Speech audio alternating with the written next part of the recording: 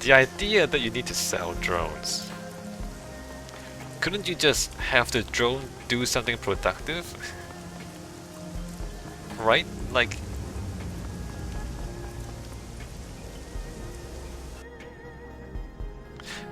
if you have a bunch of robots, instead of selling the robot, why don't you have the robots make things and then sell the stuff they make? I don't really want to talk to Kindly yet, do I? This is the client. I don't talk to him until the client. I don't talk to the client until the job's done. Kindly has nothing for me.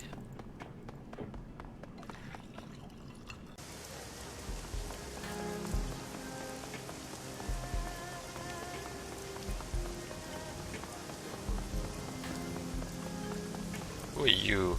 Glaring orc? A diminutive female orc regards you with a sharp, challenging look. The fierceness of her expression contrasts starkly with her sweet round face and neat bob. She flexes her cyber fist. She fires off a rapid-fire reproach in a thick Filipino accent. Why are you staring like that? Didn't anybody teach you manners? She plants her fist in her leather-clad hips and just juts her chin out at you. Relax, I didn't mean to stare. She gives you an unwavering sidelong gaze. You are a stranger on my turf. I expect people to be civil to one another. You're on your turf. No offense intended if you insist. Sure, I apologize. This isn't your turf, it's a public area, and besides, these streets belong to my boss, Candy Chang. The orc's eyes narrow. You're not too good at making friends or fitting into new surroundings, are you? I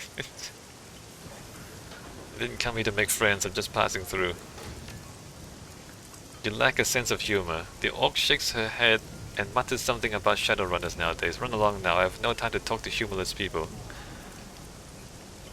I thought you were looking for a fight. I was gonna blow your head off.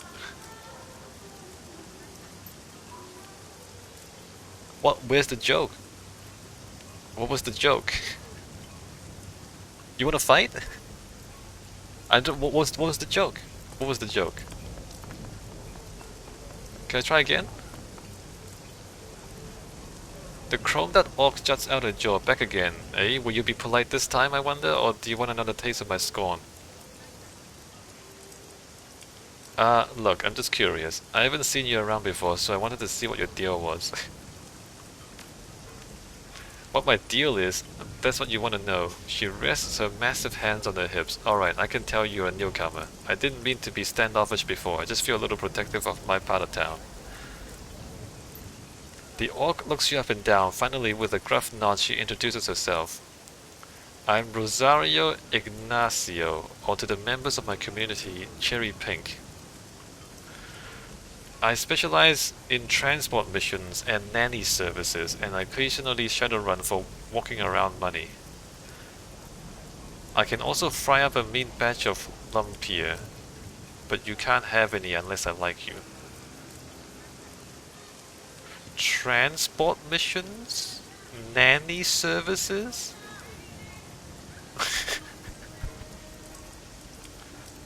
What?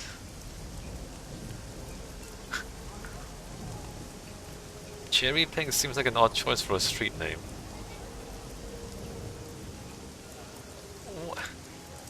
She glowers at you. It's a bona fide Filipino nickname. Unless you want a mouthful of fist, you show it respect. You wanna fight? We can fight. We can fight, Rosario. I just don't think you actually wanna fight though. You said that you make a great lumpia. What is it exactly? Filipino spring rolls. Crispy and delicious and full of pork, or whatever pork-flavored substitute is on sale.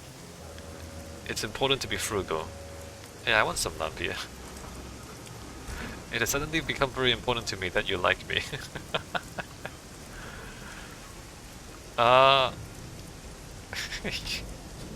A corner of her mouth twitches upwards. She gives you a sidelong glance. Then you must earn it. Everybody wants to be my friend because everybody wants love here. Only a handful deserve it. You said you're a nanny. She nods enthusiastically. Look around you. See these Shadowrunners and dealers of contraband and Johnsons. There's a fair number who have kids, although they wouldn't shout it from the rooftops. It's usually too dangerous to keep family close. That's where I come in. Shadow nannies are a great idea. No more bringing my baby into combat situations.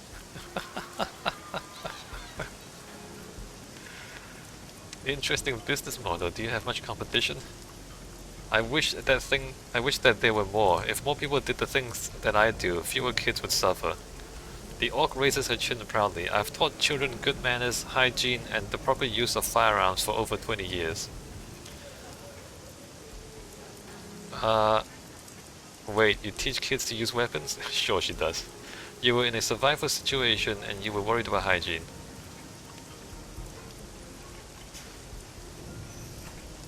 I don't want to say any of this stuff. Anyway, you teach kids to use weapons.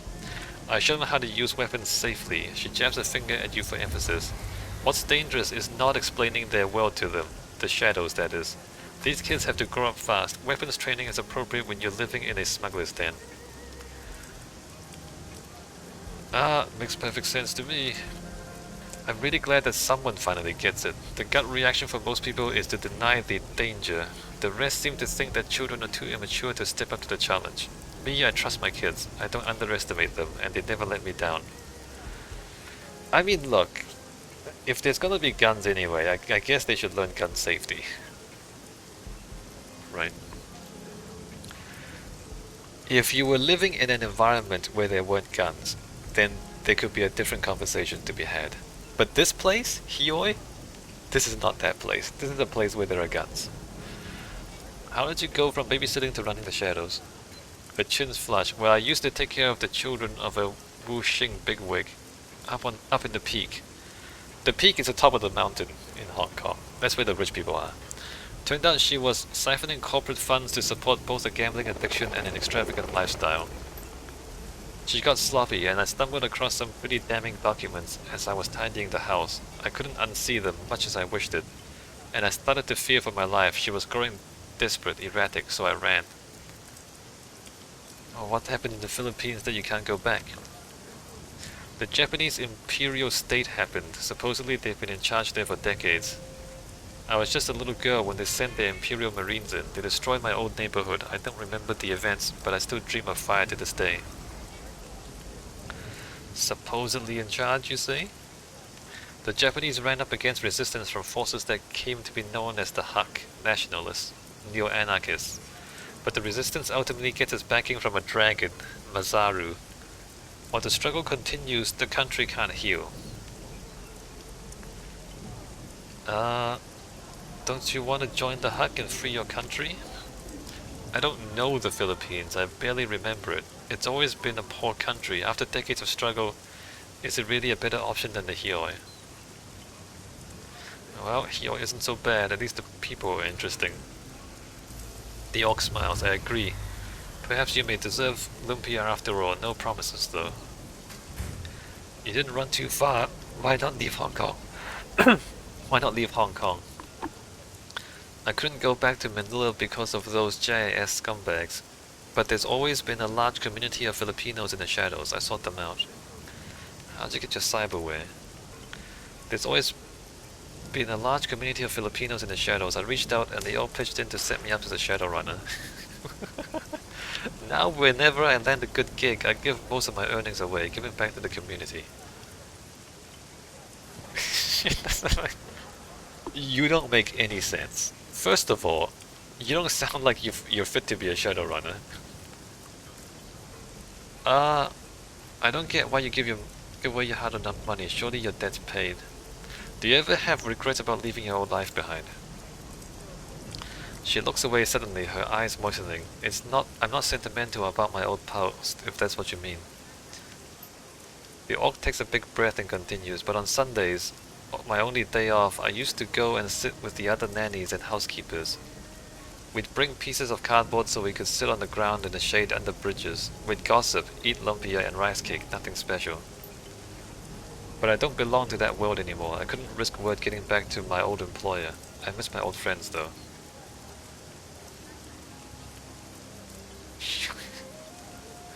You're not a real Shadowrunner, come on. You're a nanny. Let's talk about something else. If you like. Alright, walk away.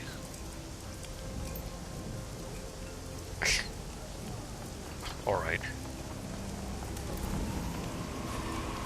What if I actually punched her? I mean, the game doesn't allow me to do this. But she's like, hey, you wanna fight? And you just like, just deck her, right? And then you're like... But she's not actually looking for a fight. I don't know why she does that. Especially in this place, around these people. Like, don't pretend to be tough if you're not actually looking for a fight, is what I'm saying. Right? Because somebody might just deck you in the face, and you're like, wait a minute. That wasn't what I was looking for. Maximum Law. Yo, SCKC, welcome back to the palace. You got anything interesting to tell me today? He looks at a heap of wearable computers, PDAs and chip decks on his nearby workbench. Cause I got nothing but fixing hair curlers and debugging old ladies' PDAs. I swear I'm gonna die of boredom. I've got some metadata for you.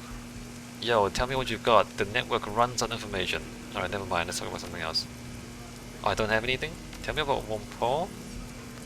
Thanks for telling me about Wompo.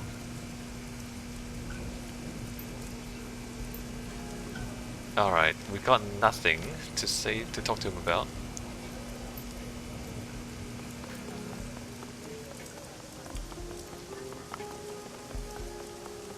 Alright, well let's go back to the boat, chat with our team, and then have a sleep.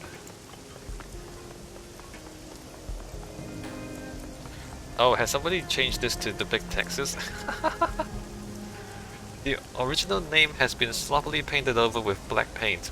Freshly painted characters have been recently done in bold brushstrokes and read Big Texas. It's the Big Texas, baby!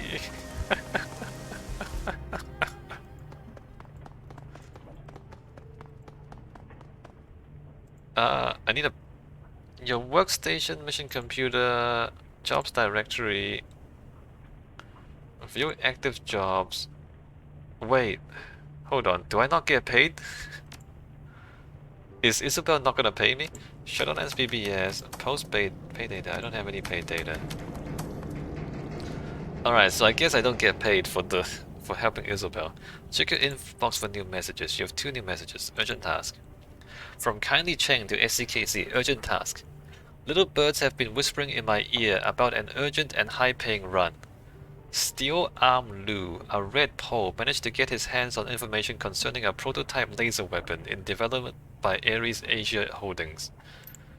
For years, the Yellow Lotus and the Red Dragon have been locked in a cold war. Despite this, we remain evenly matched. Neither one of us can attack the other without being exposed to devastating reprisals. Lu wants to change this, and he has a plan. Isn't that a bad idea? To disrupt the balance? Because... I mean, yeah, you can beat them with a new weapon, but there could be other consequences. Rather than strike directly, Lu intends to aim external forces at the Red Dragon, specifically Knight Errant. He intends to frame a white paper fan named Golden Fong.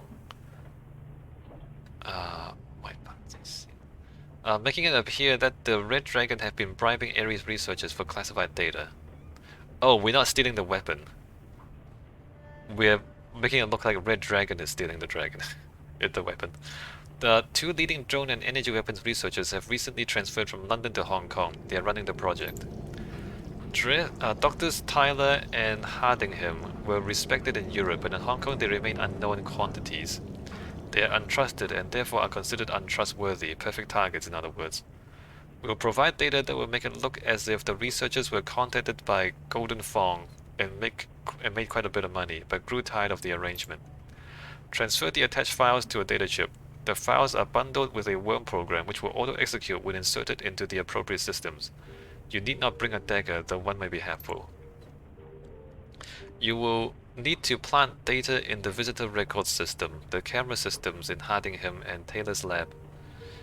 Financial data is to be transferred to Dr. Taylor's personal terminal.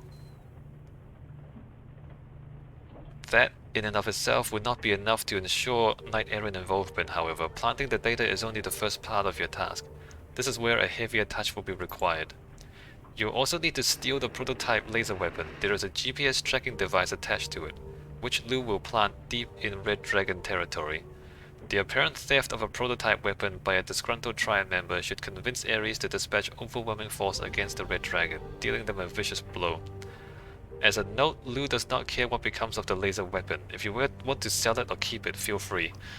We can keep the laser weapon! Yes!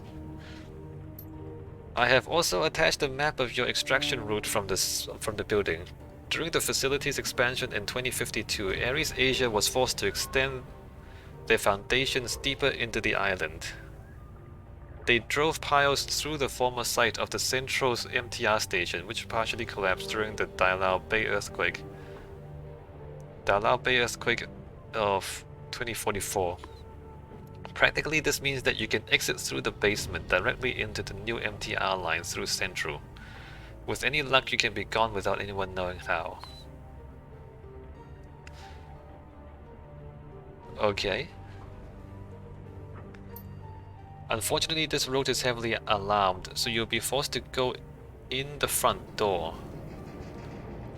If you can con the front desk, you should have no problems. The facility is both an office and a residence, so strange people coming and going at odd hours is not unusual. If you're not up to fast talk, however, be prepared to shoot your way in. Lou does not care if you are loud or quiet, but a word of caution, he came by all this information via the loose lips of one of the research team. Other fixers know of this job, move fast and you're guaranteed success, but there are definitely other Shadowrunners with an eye on your prize. Do I have to do it right away? I mean, she says urgent. What if I do other missions first? Do I fail this? Take the run. Very well, Steel Arm Lou sends his regards and bids you good fortune and plentiful ammunition. The dramatic git. Don't die, SCKC. Our arrangement has been very profitable so far, and I would hate to lose that. Restaurant job. From Kindly Chang, one of the things I've learned over the years is that even the rich and powerful have annoyances, thorns in their side, if you will. No one is without troubles, the rich just have different ways of solving them. The client for this run has grown tired of one particular thorn in his side.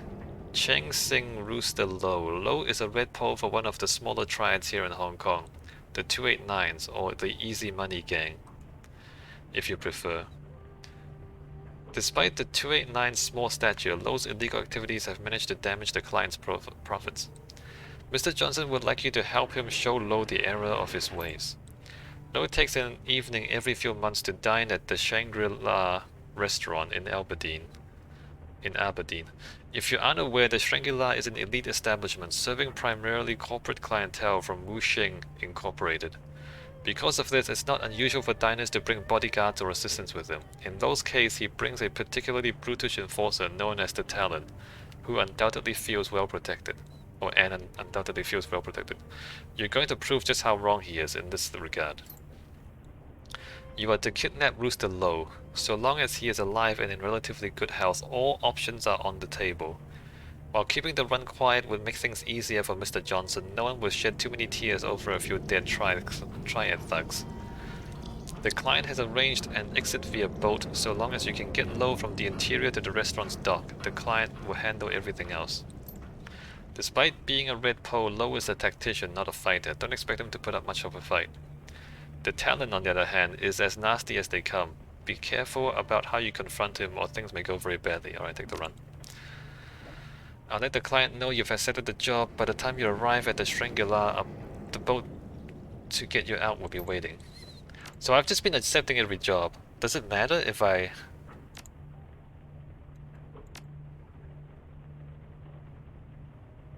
just, like, let them sit?